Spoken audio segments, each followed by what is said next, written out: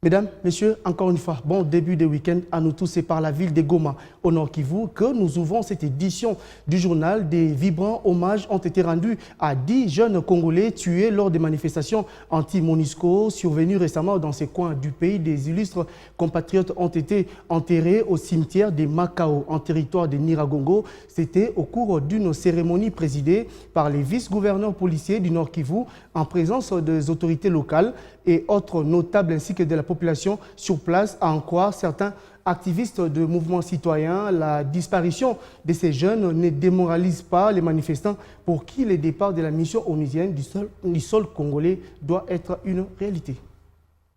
Nous avons la ferme espérance que Dieu les ressuscitera martyrs de la MONUSCO, c'est martyrs de la paix. Que leur sang Nous sommes servi à la conquête de la paix. Le partenaire du gouvernement central, la MONUSCO, les a abattus sauvagement.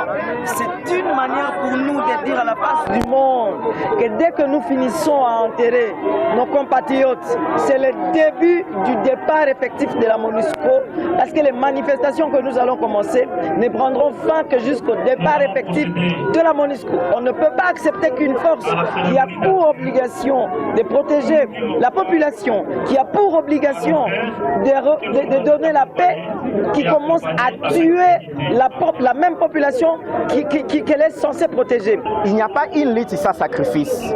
Il y a de ceux-là qui sont tombés et puis il y a de ceux-là qui continuent.